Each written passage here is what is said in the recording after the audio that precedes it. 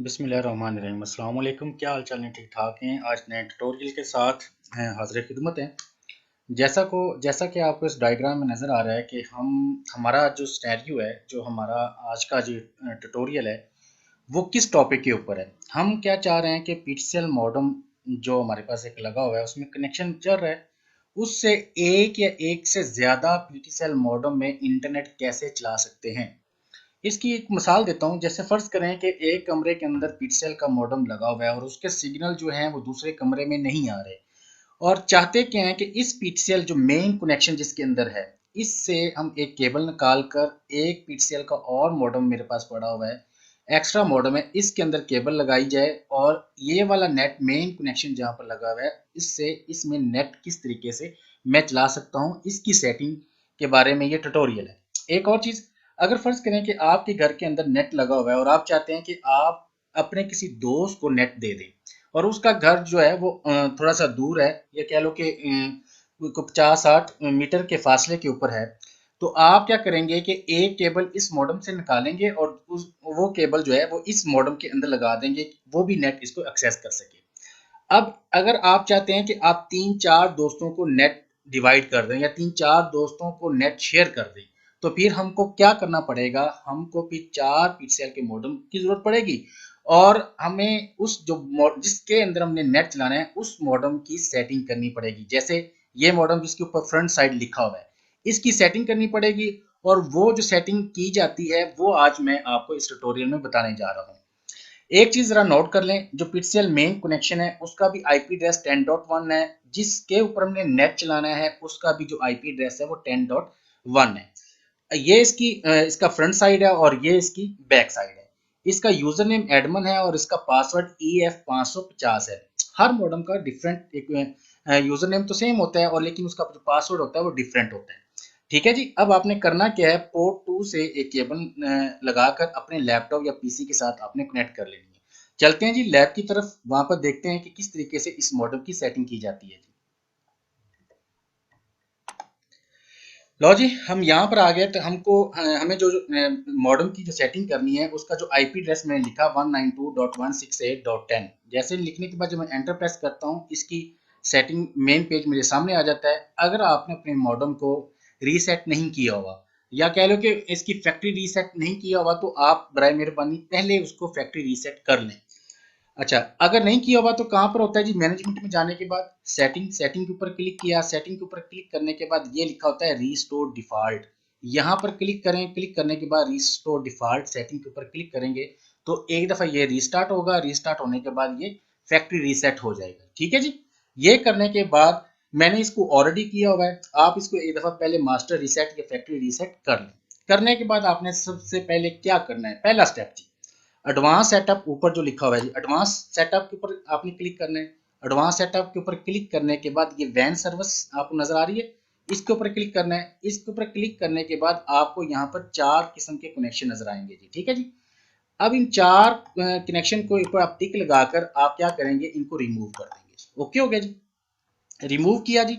Remove करने के बाद आपने अब दूसरा स्टेप क्या करना है, दूसरा स्टेप करना है जी लेयर टू इंटरफेस, ये लिखा हुआ है जी लेयर टू इंटरफेस, इसके ऊपर क्लिक करना है। अच्छा, लेयर टू इंटरफेस पीसीएल के कोई मखसूस किस्म के मॉडल हैं, मॉडम के जो मॉडल हैं उनके अंदर ये लेयर टू इंटरफेस है। अगर किसी के अंदर हो तो उसके अंदर ये सेटिंग हो सकती है, अगर किसी के अंदर नहीं है तो उसके अंदर ये सेटिंग नहीं हो सकती।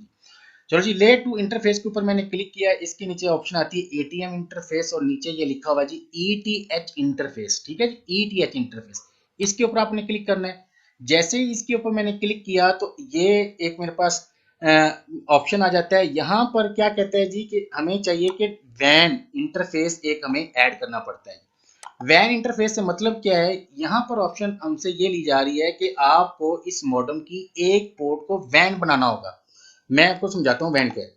अब जैसे जी ये फर्ज करें कि हमारे पास इसकी बैक साइड है, मैंने इसमें केबल लगाई हुई है।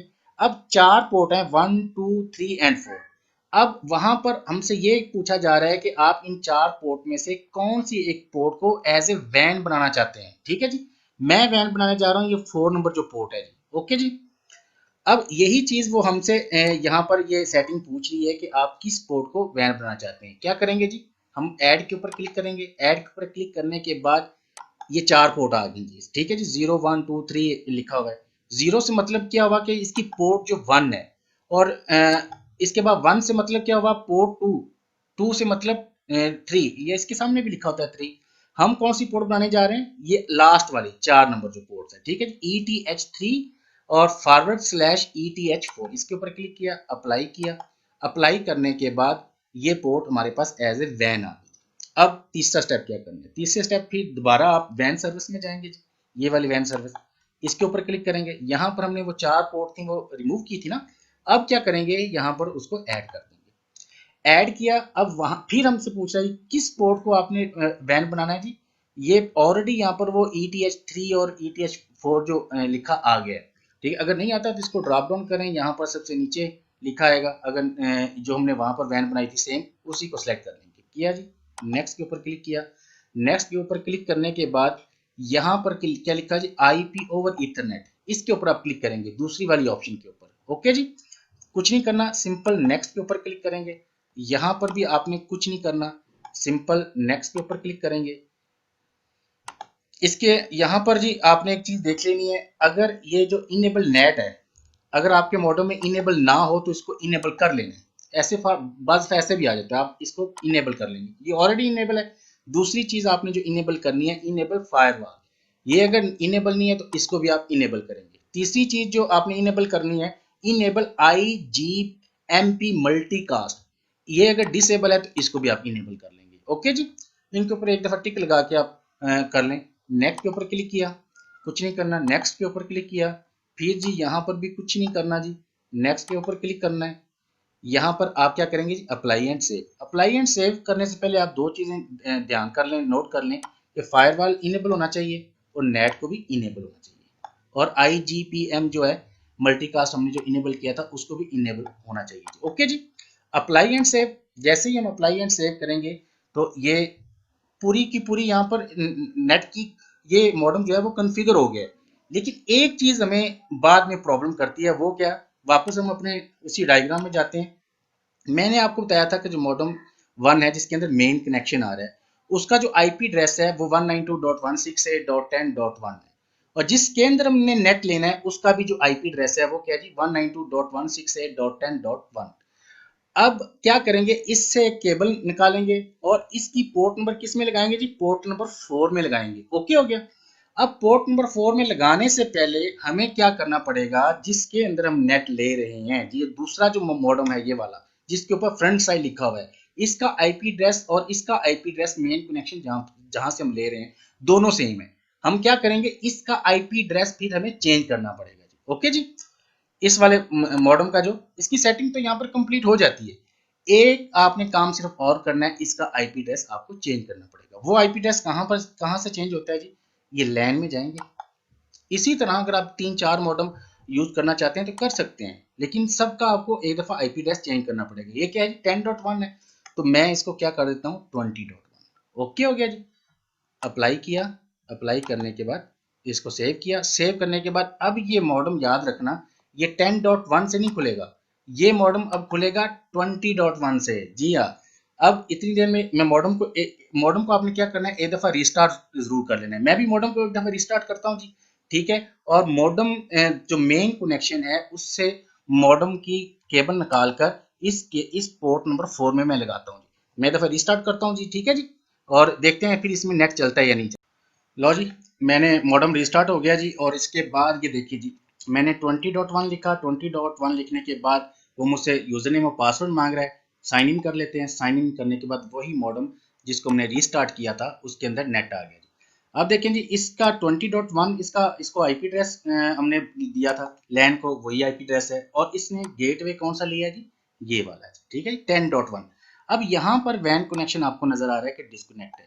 बास PTCL मॉडम के जो मॉडल होते हैं वहां पर ये शो करवाता है कि डिस्कनेक्ट है, और कुछ ऐसे होते हैं जो कनेक्टेड शो करवा रहे होते हैं। अगर आपको इसका प्राइमरी DNS मिल जाता है, सॉरी ये IP एड्रेस आपको गेटवे इसका मिल जाता है, तो इसका मतलब है इसके अंदर नेट चल गया। ये देखें जी, यहाँ पर भी इसमें नेट कनेक्टेड है।